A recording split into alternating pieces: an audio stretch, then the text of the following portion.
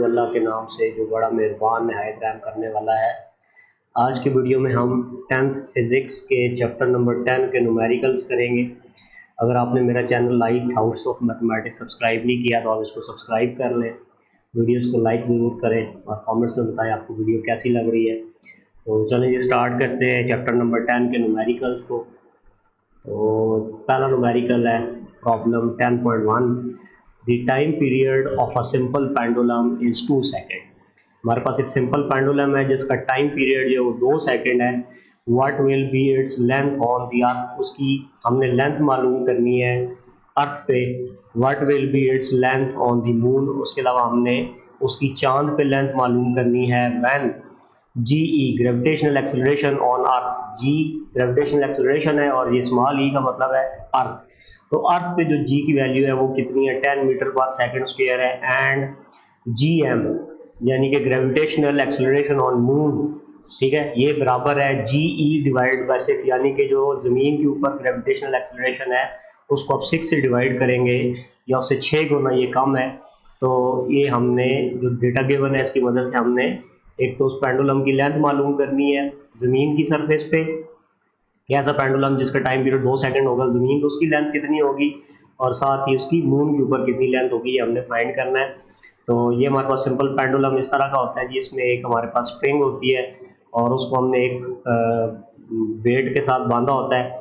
तो इसको जब हम यहाँ से इधर लेके जाते हैं तो यहाँ से जब छोड़ते हैं तो ये ऐसे वाइब्रेट करता है। तो टाइम पीरियड इसका क्या होगा, जब हम इसको यहाँ से पॉइंट सी से छोड़ेंगे तो ये जाके पॉइंट बी तक जाएगा, फिर वहाँ से वापस आएगा सी तक, तो इसको एक वाइब्रेशन कहते हैं। तो ये जितना टाइम लगाएगा सी से बी और बी से फिर वापस सी तक आने में, तो उसको हम टाइम पीरियड कहते हैं। तो हमने ये लेंथ मालूम करनी है यहाँ से यहाँ तक के पेंडुलम की लेंथ कितनी होगी। तो चलें जी न्यूमेरिकल की तरफ चलते हैं। हमें गिवन डेटा है टाइम पीरियड, इसको हम कैपिटल टी से डिनोट करते हैं, ये 2 सेकंड है। ग्रेविटेशनल एक्सेलरेशन ऑन अर्थ जो है वो जी 10 मीटर पर सेकंड स्क्वायर है। ग्रेविटेशनल एक्सेलरेशन ऑन मून यानी कि GM ये हमारे पास 10 है, तो 10 को हमने 6 से डिवाइड करना था, हमें GE डिवाइड बाय 6 था ना, तो GE की वैल्यू चूंकि 10 है तो 10 डिवाइड बाय 6 हो जाएगा। तो जब आप 10 को 6 पे डिवाइड करोगे कैलकुलेटर पे तो ये आपको 1.67 मीटर पर सेकंड स्क्वायर आ जाएगा। तो इससे ये पता चला कि ज़मीन पे ग्रेविटेशनल एक्सेलरेशन की वैल्यू ज़्यादा है और चांद ग्रेविटेशनल एक्सेलरेशन की वैल्यू कम है। हमने length of pendulum on earth जिसको हम LE से डिनोट करते हैं ये हमने फाइंड करना है, और साथ ही हमने length of pendulum on moon यानी कि LM हमने फाइंड करना है। तो ये 2 चीज़ें हमने फाइंड करनी है इस न्यूमेरिकल में। तो टाइम पीरियड के लिए फार्मूला आप जब टॉपिक पढ़ेंगे आप फिजिक्स की बुक में, तो टाइम पीरियड अगर हम सिंपल पेंडुलम का निकालना चाहे तो उसका फार्मूला होता है T = 2 pi under root L/G। तो यहाँ पे आप देख सकते हैं T टाइम पीरियड है, 2 पाई एक कांस्टेंट है, ठीक है, पाई की वैल्यू आपको पता 3.14 होती है। L ठीक है पेंडुलम की लेंथ है और G जो है ये ग्रेविटेशनल एक्सेलरेशन की वैल्यू जो है वो यहाँ पे होगी। तो अब चूंकि हमने L फाइंड करना है और T भी हमें गिवन है, G भी हमें गिवन है, ठीक है, 2 पाई कांस्टेंट है, तो हम 2 तरह से कर सकते हैं। एक तो हम इसमें वैल्यूज पुट कर दें और फिर L की वैल्यू निकाल लें, या हम पहले इस फार्मूले में से L की वैल्यू पहले इस फार्मूले की में से निकाल लें और फिर उसमें जस्ट हम वैल्यूज पुट करें और इसको हम सॉल्व कर लें। तो हम क्या करते हैं, यहाँ से पहले L की वैल्यू निकाल लेते हैं। तो 2 पाई इधर मल्टीप्लाई हो रहा है दूसरी तरफ जाएगा तो ये T के साथ नीचे डिवाइड हो जाएगा और is equal to under root L/G आ जाएगा। अब हमने L की वैल्यू फाइंड करनी है, L जो है वो स्क्वायर रूट के अंदर है, तो इसका स्क्वायर रूट खत्म करने के लिए दोनों तरफ स्क्वायर रूट ले लेंगे, स्क्वायर ले लेंगे taking square on both sides. इस तरफ भी स्क्वायर ले लिया लेफ्ट साइड पे T/2 पाई का स्क्वायर ले लिया और अंडर रूट L/G जो था इसका भी स्क्वायर ले लिया। तो यहाँ पे लेफ्ट साइड पे जब हम स्क्वायर लेंगे तो T का स्क्वायर T स्क्वायर आ जाएगा, 2 का स्क्वायर 4 आएगा और पाई का स्क्वायर जो ये पाई स्क्वायर हो जाएगा, इज इक्वल टू यहाँ पे स्क्वायर और स्क्वायर रूट आपस में कट जाएगा, L/G आ जाएगा हमारे पास। और अब हमने L की वैल्यू फाइंड करनी है, G यहाँ पे डिवाइड हो रहा है तो ये उस तरफ जाके मल्टीप्लाई हो जाएगा T स्क्वायर के साथ। तो L is equal to T square G/4 pi square आ गया हमारे पास। अब हम इस फार्मूले को यूज करके यहाँ से हम L की वैल्यू निकाल सकते हैं जी। तो जब हम LE मालूम करना चाहेंगे, ठीक है, सरफेस ऑफ द अर्थ पे हम लेंथ ऑफ पेंडुलम निकालना चाहेंगे या पेंडुलम की लंबाई जो है वो जमीन पे निकालना चाहेंगे, तो उस वक्त फिर L की जगह LE आ जाएगा और टी तो उसी तरह रहेगा क्योंकि T2 सेकेंड है दोनों के लिए। जी की जगह GE आ जाएगा क्योंकि हमारे पास जब अर्थ का हम केस लेंगे तो हमारे पास ये फार्मूला बन जाएगा G, LE is equal to T square, G की जगह GE आ जाएगा डिवाइड बाई 4π²।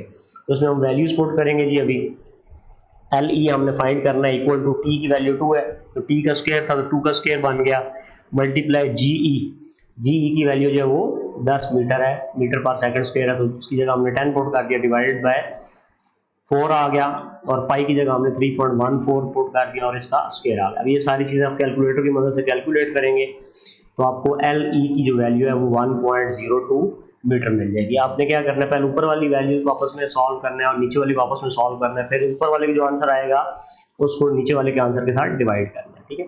अगर आप सारा ये कैलकुलेटर की मदद से एक ही दफ़ा करने की कोशिश करेंगे तो आपसे ये गलत भी हो सकता है। तो ऊपर वाला पहले कर लें, 2 का स्क्वायर ले लें, उसको 10 से मल्टीप्लाई कर लें, इस तरह नीचे 4 मल्टीप्लाई 3.14 का स्क्वायर ले लें, तो फिर दोनों का जो आंसर आया उसको आपस में आप डिवाइड कर लें, तो इससे आपके पास LE की वैल्यू यानी कि लेंथ ऑफ पेंडुलम आ जाएगा कि अगर पेंडुलम की लेंथ 1.02 मीटर हो तब जमीन के ऊपर उसका जो टाइम पीरियड है वो 2 सेकंड होगा।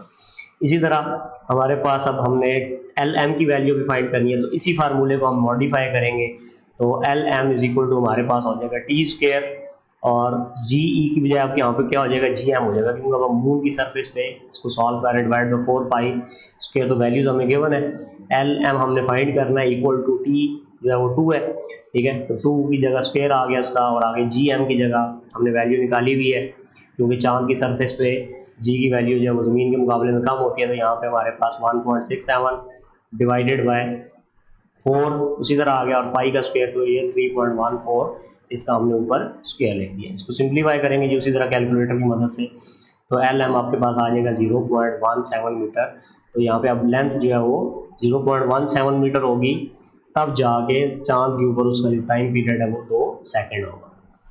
तो इसके साथ ही हमारा पहला प्रॉब्लम जो है न्यूमेरिकल प्रॉब्लम 10.1 कंप्लीट हो गया। इसके बाद अगला न्यूमेरिकल प्रॉब्लम देखते हैं, 10.2 है, a pendulum of length 0.99 meter is taken to the moon by an astronaut। अब एक खलाबाज है, ठीक है, ये एस्ट्रोनॉट है जो खला के अंदर जाते हैं, उसने क्या किया जी कि एक पेंडुलम है जिसकी लेंथ 0.99 मीटर है, उसको वो ले गया किस पे, चांद पे ले गया। The period of the pendulum is 4.9 second, तो उसके साथ पेंडुलम का टाइम पीरियड भी बता दिया गया है, 4.9 सेकेंड है। What is the value of ji on the surface of the moon, तो सरफेस ऑफ द मून पे जी की वैल्यू क्या होगी, ठीक है, आपके पास पेंडुलम है, पेंडुलम का उसने बता दिया जी कि इसकी जो लेंथ है वो कितनी है, 0.99 मीटर है, और साथ ही इसका जो टाइम पीरियड है वो 4.9 सेकेंड है। टाइम पीरियड से मुराद है कि पेंडुलम को जब हम पॉइंट ए पे था उसको लेके जाएंगे सी पॉइंट पे, जहाँ से जब हम उसको छोड़ेंगे तो ये ऐसे जाएगा बी तक, फिर वहाँ से वापस आएगा सी पे, तो इतनी देर में जितना इसका टाइम लगेगा उसको टाइम पीरियड कहेंगे, तो अब इसका टाइम पीरियड जो है वो 4.9 सेकेंड है, मतलब वो सी से जाता है फिर वापस सी पे जब आता है तो उसके लिए 4.9 सेकेंड लग जाते हैं इतनी देर में। अब हम इसको आगे जी इसका गिवन डेटा जो है वो हमें टाइम पीरियड कैपिटल टी से डिनोट करते हैं, ये 4.09 सेकेंड है। लेंथ ऑफ पेंडुलम जो है ऑन मून LM जो है ये 0.99 मीटर हमें गिवन है। ग्रेविटेशनल एक्सेलरेशन ऑन अर्थ ये कितनी है, हमें 10 मीटर पर सेकेंड स्क्वायर हमें ये गिवन है, और gravitational acceleration on moon GM हमने अब फाइंड करना है। तो चले देखते हैं जी, फार्मूला आपको पता है, सिंपल पेंडुलम के लिए जब भी आपको टाइम पीरियड या लेंथ या ग्रेविटेशनल एक्सेलरेशन का कहेगा तो आपने ये फार्मूला याद रखना है, T is equal to 2π√L/g। तब हमने चूंकि जी कैलकुलेट करना है तो हम इसको क्या करेंगे जी, सिंप्लीफाई करेंगे, इसको थोड़ा यहाँ से जी की वैल्यू निकाल लेंगे। आप पहले वैल्यूज पुट करके बाद में भी जी निकाल सकते हैं, तो मैं पहले फार्मूला सीधा करूँगा उसके बाद इसके अंदर वैल्यूज पुट करूँगा। तो अब हम क्या करते हैं, पहले तो इस फार्मूले में टी उसी तरह आ गया क्योंकि टाइम पीरियड 4.9 सेकेंड है, 2π उसी तरह आ गया, एल की जगह क्या आ जाएगा, LM आ जाएगा, ठीक है, लेंथ ऑन मून, तो ये 4 हमारे पास 0.99 मीटर थी, और साथ नीचे GM आ जाएगा, तो GM हमने कैलकुलेट करना है। तो दोनों 2π अगर मल्टीप्लाई हो रहा है उस तरफ जाएगा तो ये लेफ्ट साइड पे जाके डिवाइड हो जाएगा, तो T/2π हो जाएगा इज इक्वल टू √LM/GM। अब हमने चूंकि GM फाइंड करना है तो हम क्या करेंगे, दोनों तरफ स्क्वायर ले लेंगे, ऊपर से स्क्वायर रूट को खत्म करेंगे, taking square on both sides, T by 2 pi इसका स्क्वायर आ गया, और यहाँ से under root L M by g M जो था इसका हमने स्क्वायर ले लिया।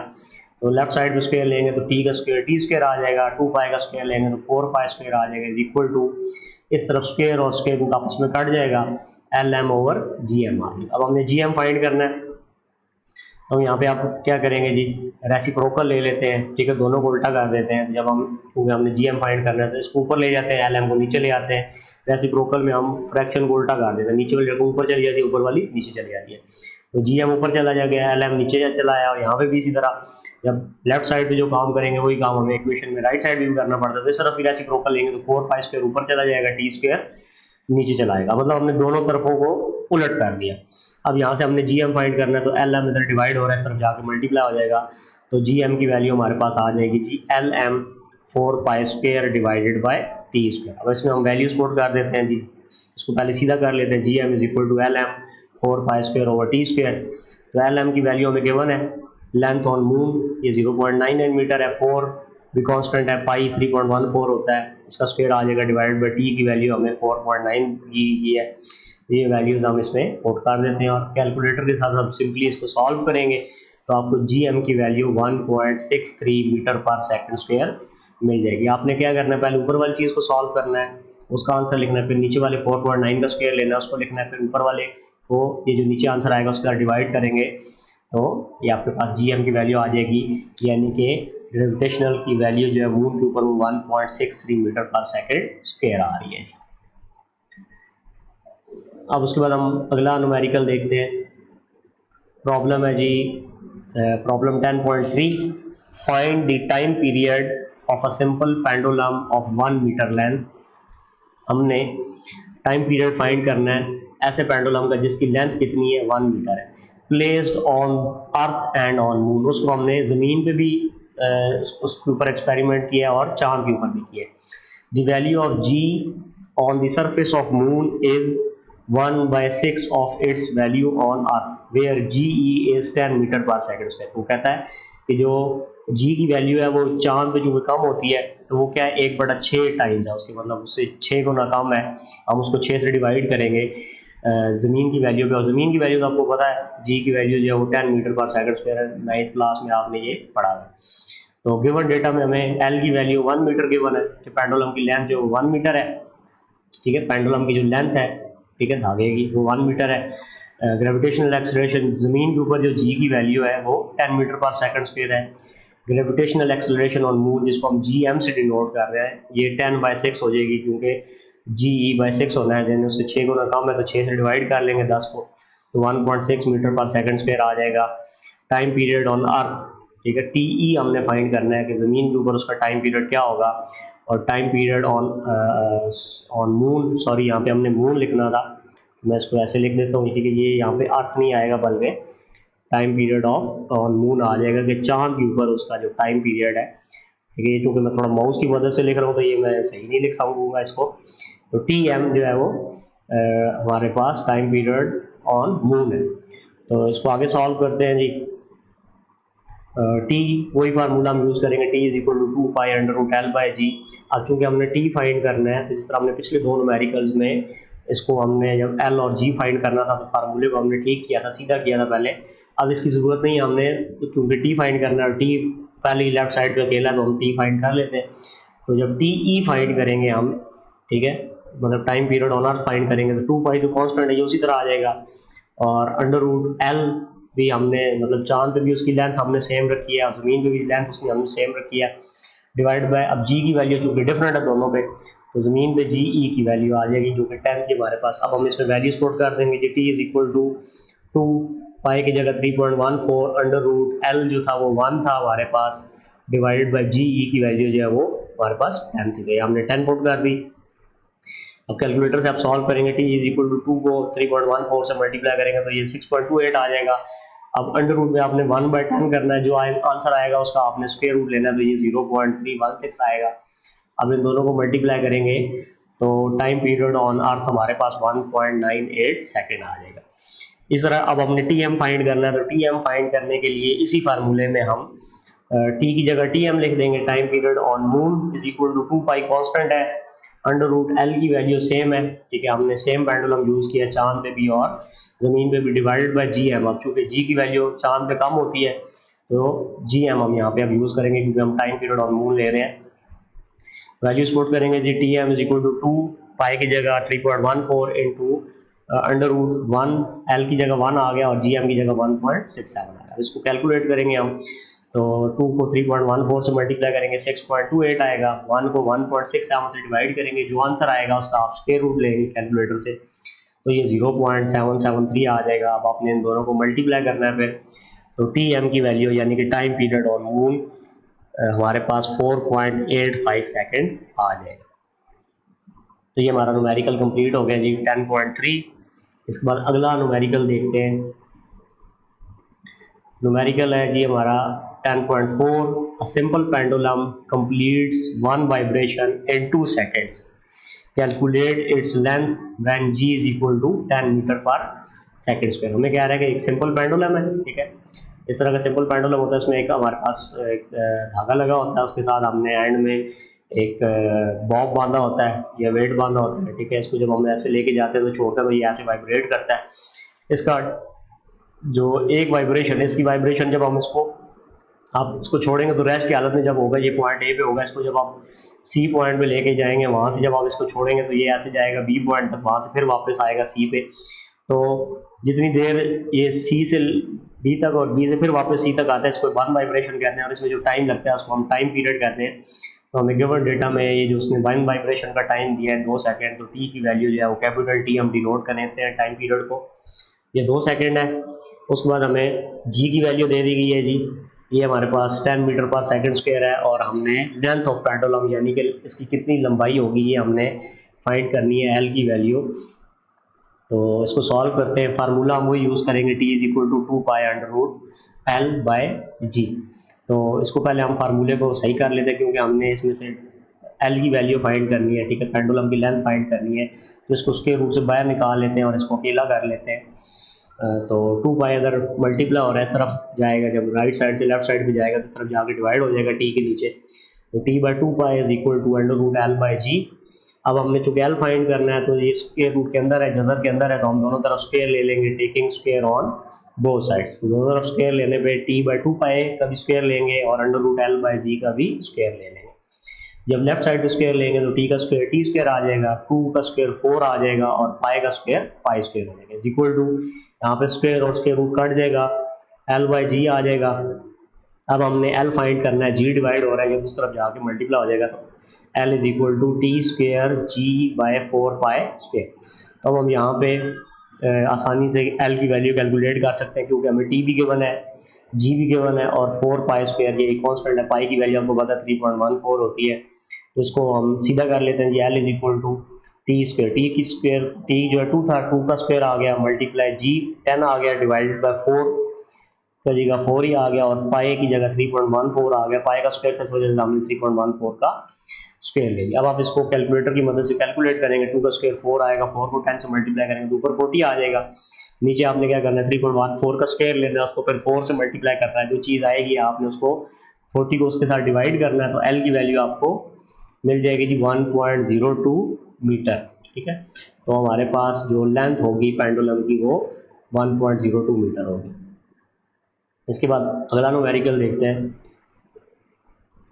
प्रॉब्लम है जी 10.5, if 100 waves pass through a point of a medium in 20 second, अगर 100 वेव्स गुजर जाती हैं एक मीडियम में से 20 सेकेंड में, what is the frequency and the time period of the wave. हमने फ्रीक्वेंसी फाइंड करनी है और साथ ही टाइम पीरियड फाइंड करना है उस वेव का। If it's wave length is 6 centimetre, calculate the wave speed, और अगर उसकी वेव लेंथ जो है वो 6 सेंटीमीटर है तो हमने उसकी वेव स्पीड भी कैलकुलेट करनी है। ये अब आपके पास वेव है, वेव दो तरह की होती है, एक होती है ट्रांसवर्स वेव जिसमें इस तरह की वेव पैदा होती है, ठीक है, और ये होती है जी हमारी दूसरी वेव है लॉन्गिट्यूडनल वेव है जिसमें एलोंगेशन और कंप्रेशन पैदा होती है। तो अब इसमें न्यूमेरिकल में ये क्लियर नहीं है कि ये कौन सी वेव है, तो अब हमें ये सिर्फ बताया जा रहा है कि 20 सेकंड के अंदर 100 वेव्स गुजर जाती है, ठीक है। तो फर्ज करें हमारे पास ये वाला पॉइंट है, तो इस पॉइंट में से 20 सेकंड में से ऐसी 100 वेव्स गुजर जाती है, तो हमने क्या फाइंड करना है, फ्रीक्वेंसी फाइंड करनी है और साथ टाइम पीरियड फाइंड करना है। ठीक है, टाइम पीरियड होता है जी जब एक वेव गुजरेगी तो उसमें जितना टाइम लगेगा वो उसका टाइम पीरियड होगा। और साथ ही फिर हमने ये अगला जो न्यूमेरिकल कैसा ये भी हम करते हैं, तो जब मैं इसको आपको समझाऊंगा तो फिर ये कर लेंगे इसको। तो गिवन डेटा में हमें क्या है जी, waves passing through a point, इसको हम एन से डिनोट करते हैं, ये 100 है। जो वेव्स गुजर रही हैं किसी पॉइंट से वो 100 है। ठीक है, और time for 100 waves passing through a point is t is equal to 20 second. अब यहाँ पे हम कैपिटल टी यूज नहीं करेंगे क्योंकि हमें ये 100 वेव्स का टाइम दिया जा रहा है। अगर एक वेव का टाइम दिया जाता है तो वो टाइम पीरियड होता है, फिर उसको हम कैपिटल टी से डिनोट करते हैं। अभी फिलहाल हम इसको स्मॉल टी से डिनोट करेंगे क्योंकि ये 100 वेव्स के गुजरने का टाइम 20 सेकंड। वेव लेंथ हमें दी गई है, ठीक है, ये हम यहाँ पे दी गई थी हमें ये 6 सेंटीमीटर। इसको हम लैम्डा से, ये जो उल्टा वाई होता है इसको लैम्डा कहते हैं, इससे हम डिनोट करेंगे। इसको हम मीटर में चेंज कर लेते हैं, तो हम 6 को 100 से डिवाइड करेंगे तो ये 0.06 मीटर बन जाएगा। फ्रीक्वेंसी हमने फाइंड करनी है जी एफ, टाइम पीरियड हमने कैपिटल टी फाइंड करना है और वेव स्पीड हमने वी फाइंड करनी है। तो ये तीन चीज़ें हमने फाइंड करनी है। तो पहले सबसे पहले हम फ्रीक्वेंसी फाइंड कर लेते हैं। तो फ्रीक्वेंसी दरअसल होती क्या है कि एक सेकंड में किसी जगह से जितनी वेव गुजरती हैं उसको हम फ्रीक्वेंसी कहते हैं। अब देखें हमें बताया गया कि 100 वेव गुजर रही है 20 सेकंड में, तो हम एक सेकंड में निकालने के लिए क्या करेंगे, जितनी हमारी वेव्स गुजर रही हैं और नीचे जितना टाइम है उसमें हम डिवाइड कर लेंगे, तो इससे हमें पता चल जाएगा कि एक सेकंड में कितनी वेव्स गुजर रही हैं, तो इससे हमें फ्रीक्वेंसी मिल जाएगी। तो एफ फाइंड करने का फार्मूला है number of waves passing through a point, कि उस पॉइंट से कितनी वेव्स गुजरी हैं डिवाइडेड बाय टाइम। तो हमें ये दोनों चीज़ें गिवन है, f is equal to 100 waves गुजरी हैं और टाइम कितना लगा है 20 सेकंड। तो 20 को जब 100 के साथ कटिंग करेंगे तो 5 आ जाएगा। तो फ्रीक्वेंसी जो है वो 5 हर्ट्ज आ गई है। इसके साथ हम आप सामने एच जेड लिख देंगे, तो क्योंकि फ्रीक्वेंसी का यूनिट जो है वो हर्ट्ज होता है। इसके बाद हमारे पास 5 हर्ट्ज फ्रीक्वेंसी आ गई। फिर बी पार्ट था हमारे पास, हमने टाइम पीरियड फाइंड करना था। तो जब आप टॉपिक पढ़ेंगे तो उसमें आप ये देखेंगे कि टाइम पीरियड निकालने के लिए टाइम पीरियड जो होता है वो फ्रीक्वेंसी का रेसिप्रोकल होता है। कि आपने टाइम पीरियड निकालना है तो आप 1/f ले लें, अगर आपने एफ निकालना है और आपको टाइम पीरियड के बने तो आप 1/t लेके भी इसको कैलकुलेट कर सकते हैं। तो t is equal to 1/f, f हमने कैलकुलेट कर लिया है। तो t is equal to 1/f की जगह 5 आ जाएगा, तो ये हम डिवाइड करेंगे तो ये 0.2 आ जाएगा। तो टाइम पीरियड जो है वो 0.2 सेकेंड है, मतलब एक वेव जो है उस जगह से गुजरती है तो वो 0.2 सेकेंड में गुजर जाती है। तो ये इसका टाइम पीरियड आ। अब इसके बाद हमने जो तीसरी चीज़ फाइंड करनी है वो वेलोसिटी फाइंड करनी है। वेलोसिटी का फार्मूला जो है वो है v is equal to f lambda. इसमें हमें एक फ्रीक्वेंसी चाहिए होती है और एक हमें वेव लेंथ चाहिए होती है। तो फ्रीक्वेंसी हम फाइंड कर चुके हैं, वेव लेंथ हमें पहले से गिवन थी। तो v is equal to f की जगह 5 आ जाएगा और लैम्डा की जगह 0.06 आ जाएगा। दोनों को आपस में मल्टीप्लाई करेंगे तो जो इसकी वेव की वेलोसिटी आएगी वो 0.3 मीटर पर सेकंड है, यानी कि वो एक सेकंड में 0.3 मीटर तक का फासला तय कर लेती है। तो ये उसकी वेलोसिटी आ गई। ये तीन चीज़ें हमने कैलकुलेट करनी थी, हमने तीनों कैलकुलेट कर ली। न्यूमेरिकल देखते हैं जी। प्रॉब्लम है 10.6। A wooden bar vibrating in the water surface in a ripple tank has a frequency of 12 Hz. The resulting wave has a wavelength of 3 centimeter. What is the speed of the wave? अब हमें एक ripple tank दिया गया है। आपको पता होगा ripple tank, आपने टॉपिक पढ़ा होगा कि ये हमारे पास एक ऐसी डिवाइस है जिसके अंदर हम वेव्स पैदा कर सकते हैं और फिर ऊपर यहाँ पे बल्ब लगा होता है जिसकी मदद से हम नीचे वेव्स जो है ना उनको देख भी सकते हैं कि ये वेव्स किस तरह गुजर रही हैं। तो हमारे पास एक ऐसे यहाँ पे क्या कहते हैं वुडन बार है यहाँ पे एंड पे जो वाइब्रेट कर रही है, और इसके वाइब्रेट करने इसकी फ्रीक्वेंसी जो है वो 12 हर्ट्ज है। और इसके वाइब्रेट करने की वजह जैसे जैसे ये बार बार पानी को टच करेगी तो ये इसके अंदर पानी होता है, नीचे ये गिलास होता है, तो इसके अंदर वेव्स पैदा हो रही हैं। और जो वेव्स पैदा हो रही हैं उनकी जो वेव लेंथ है वो 3 सेंटीमीटर है। तो हमने उन वेव्स की स्पीड फाइंड करनी है कि वो वेव्स कितनी स्पीड के साथ गुजर रही हैं।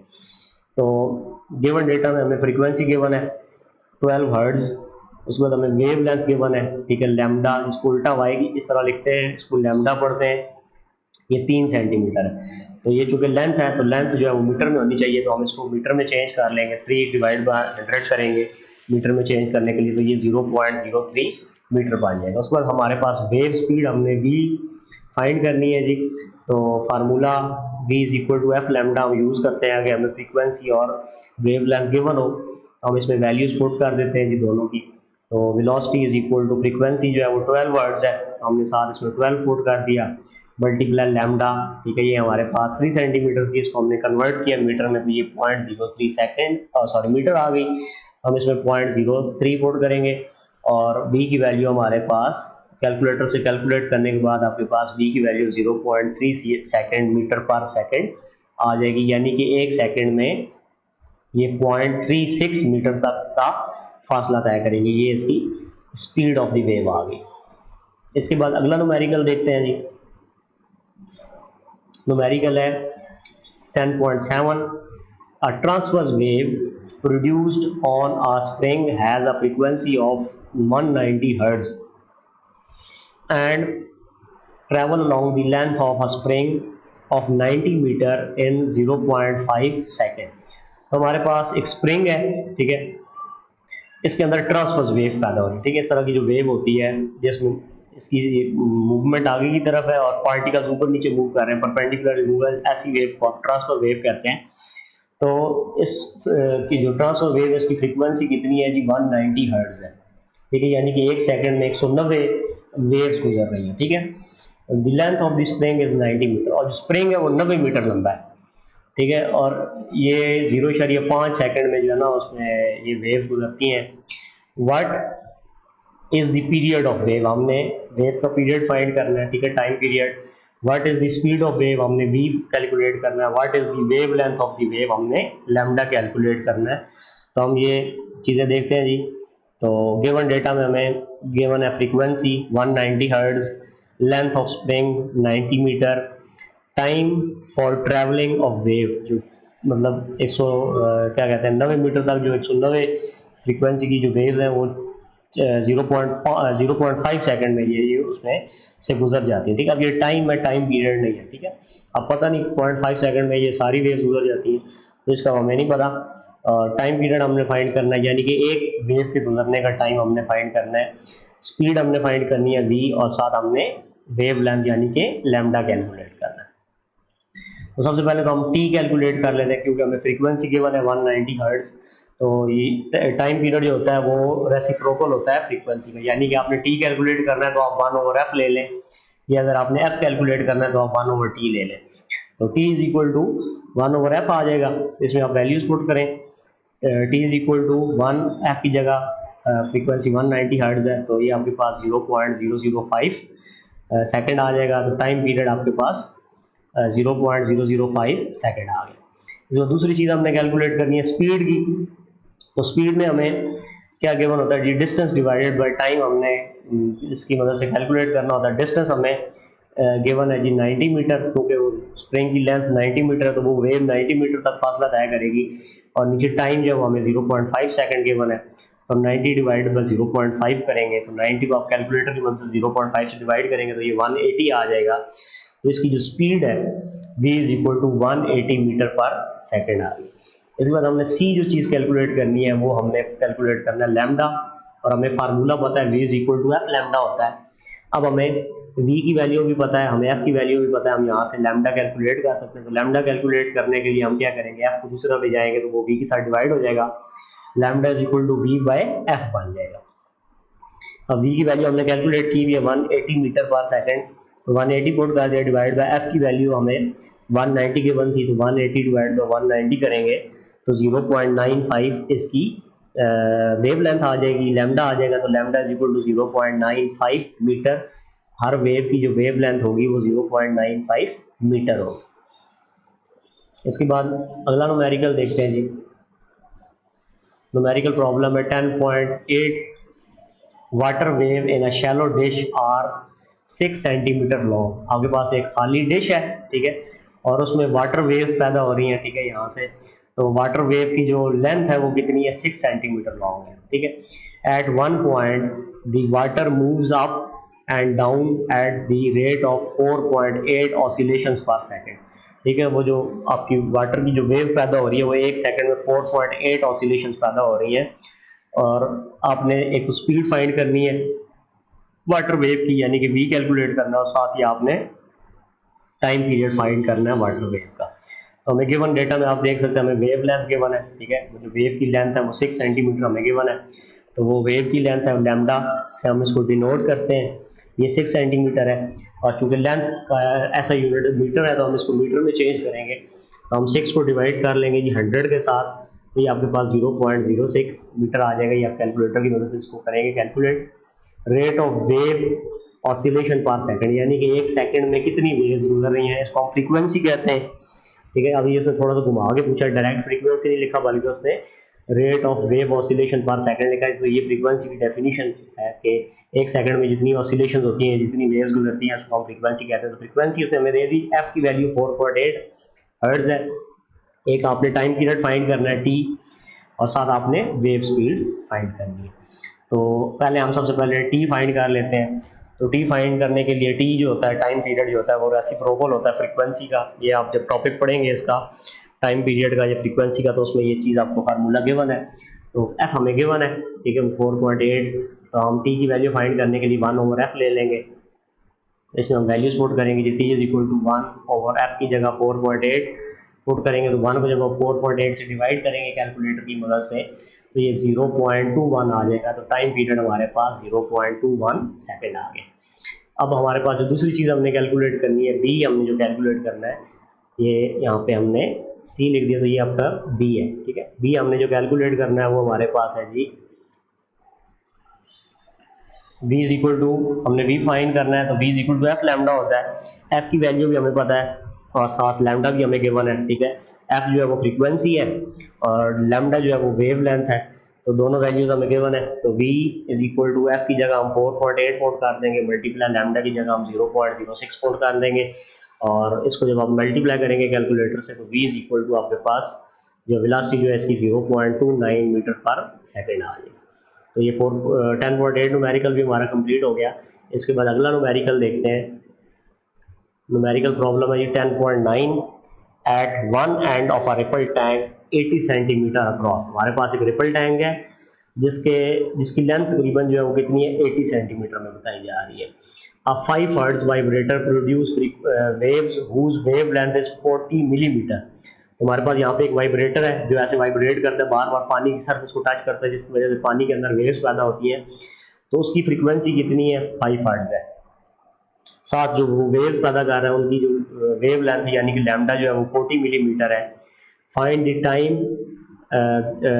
Time the wave need to cross the tank. तो हमने वो टाइम फाइंड करना है जिसमें ये हमारी वेव क्रॉस कर जाए, इस टैंक को यहाँ से क्रॉस करते करते यहाँ तक पहुँच जाए।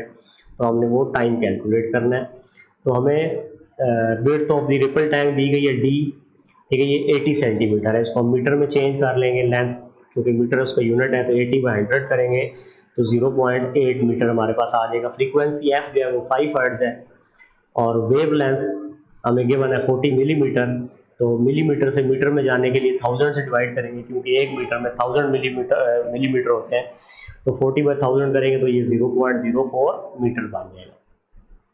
अब हम पहले तो v कैलकुलेट कर लेते हैं, ठीक है। Find the time the wave need to cross the tank. तो उसको वहाँ से गुजरने में जितना टाइम लगेगा उसके लिए हमें v is equal to f lambda, हम ये फार्मूला यूज करेंगे, ठीक है। तो f की वैल्यू भी हमें गिवन है 5 हर्ट्ज और लैम्डा की वैल्यू भी हमें गिवन है, ठीक है, 0.04। इन दोनों को मल्टीप्लाई करेंगे तो v की वैल्यू हमारे पास 0.2 मीटर पर सेकेंड आ जाएगी। अब हमें v का कहा नहीं गया, हमने हम v इसलिए कैलकुलेट कर लें ताकि हम वो टाइम निकाल सकें जितनी देर में वो वेव जो है वो यहाँ से पैदा होकर यहाँ तक पहुँच जाती है, क्योंकि आपको पता है velocity is equal to distance by time होती है। तो अब हमें यहाँ पे क्या कहते हैं, टाइम मालूम करना है, डिस्टेंस भी हमें पता है, इसकी लेंथ पता है, और साथ हमें वेलोसिटी हमने नहीं पता थी, वो हमने v is equal to f lambda की मदद से मालूम कर ली। तो आपको पता है t is equal to d/t होता है, ठीक है। तो जो टाइम यहाँ से यहाँ तक लगेगा इसको हम स्मॉल टी लिखेंगे, मैंने इसको कैपिटल टी लिख दिया। ये टाइम पीरियड नहीं है बल्कि ये आपके पास स्मॉल टी होगा। आप ये टाइम कैलकुलेट कर रहे हैं उसका, तो ये स्मॉल टी है, ठीक है। सॉरी मैं माउस की मदद से लिख रहा हूँ, तो इस वजह से थोड़ा लिखने में सफाई नहीं आएगी। तो T is equal to d/v, ठीक है जी। डिस्टेंस डिवाइडेड बाय वेलोसिटी अगर आप करेंगे तो आपके पास टाइम आ जाएगा, ठीक है। v is equal to d/t होता है। तो आपने इस फार्मूले में जब आप चेंज करेंगे तो t उधर चला जाएगा, v इधर आ जाएगा, तो t is equal to d/v हो जाएगा। तो यहाँ से अब हम इसमें वैल्यूज पुट कर दें, t is equal to d की जगह आ जाएगा 0.08 और v की जगह आ जाएगा जी 0.2। ठीक है, ये स्मॉल t है, इसको मैं चेंज कर देता हूँ। ठीक है, ये आप समझिए स्मॉल t है। ठीक है, टाइम की वैल्यू, टाइम पीरियड नहीं है हमारा। तो इसको अब आगे जब हम कैलकुलेटर की मदद से सॉल्व करेंगे तो t की वैल्यू जो है वो हमारे पास, जो टाइम लगेगा उसको यहाँ से गुजरते हुए उधर तक पहुँचने में, ठीक है, ये हमारे पास आ जाएगा जी 4 सेकंड इसको लगेंगे कि वो जो वेव यहाँ से पैदा होगी उसको यहाँ से यहाँ तक पहुँचने में, ठीक है, 4 सेकंड लग जाएंगे। इसके बाद अगला न्यूमेरिकल देखते हैं जी।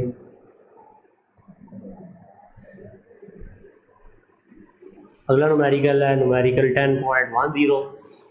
What is wavelength of the radio wave transmitted by FM station at 90 megahertz, where 1 mega is equal to 10 raised per minus 6 and speed of radio wave is 3 into 10 raised per minus 8 metre per second. तो अब आपके पास ये एक radio station है। ठीक है, इस radio station में यहाँ से वेव्स पैदा हो रही हैं जो 90 मेगाहर्ट्ज़ जिनकी फ्रीक्वेंसी है, और साथ हमें ये बताया गया है कि 1 m इज इक्वल टू ये हमारे पास है, और रेडियो वेव्स जो है उनकी स्पीड भी हमें साथ ये गिवन है।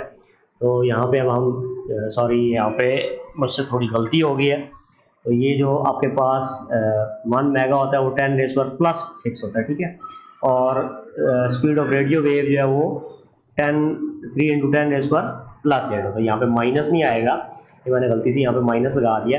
तो फ्रीक्वेंसी जो है इसकी ये कितनी आ गई हमारे पास 90 मेगाहर्ट्ज़। तो मेगा जो है वो 10 रेज़ पर 6 होता है, तो हम इसको जब हर्ट्ज़ में सिर्फ चेंज करेंगे तो मेगा खत्म करेंगे, प्रीफिक्स यूज़ करेंगे तो 90 इंटू 10 रेज़ पर 6 हर्ट्ज़ बन जाएगा हमारे पास। वेव लेंथ हमने लैम्डा फाइंड करना है, और स्पीड हमें गिवन है जी, जो रेडियो वेव्स की स्पीड होती है वो स्पीड ऑफ लाइट के तकरीबन बराबर होती है। तो v is equal to 3 into 10 raise पर 8 मीटर पर सेकेंड। अब हमें फाइंड करने जी यहाँ पे, तो v is equal to f lambda. ठीक है, v हमें गिवन है, f जो है वो हमें वो भी हमें गिवन है, साथ हमने लैम्डा की वैल्यू जो कैलकुलेट करनी है। तो यहाँ से हम क्या करेंगे, लैम्डा कैलकुलेट करने के लिए एफ अगर मल्टीप्लाई और उस जाकर डिवाइड हो जाएगा तो lambda is equal to v by f बन जाएगा। अब इस पर हम वैल्यूज पुट करेंगे, lambda is equal to v की जगह 3 इंटू 10 रेज़ पर 8 आ जाएगा, डिवाइड बाय एफ की जगह 90 इंटू 10 रेज़ पर 6। अब आप कैलकुलेटर की मदद से इसको कैलकुलेट करेंगे। ठीक है, ऊपर वाली वैल्यू लिखेंगे, उसको डिवाइड करेंगे इस वैल्यू के साथ, तो लैम्डा की वैल्यू आपको 3.33 मीटर आ जाएगी। तो जो रेडियो वेव की जो वेव लेंथ होगी, ठीक है, वो हमारे पास 3.33 मीटर होगी। इसके साथ ही हमारा जो न्यूमेरिकल 10वें चैप्टर के कंप्लीट हो गए। अगर आप मेरा channel light house of mathematics subscribe नहीं किया तो आप इसको सब्सक्राइब कर लें। मेरे चैनल पे आपको 9th 10th की मैथ और फिजिक्स की वीडियोस मिलेंगी। वीडियो को लाइक ज़रूर करें, और अगर आप कोई सवाल पूछना चाहते हैं या कोई बात समझ नहीं आई तो वो मुझसे आप कमेंट्स में पूछ सकते हैं। Thanks for watching.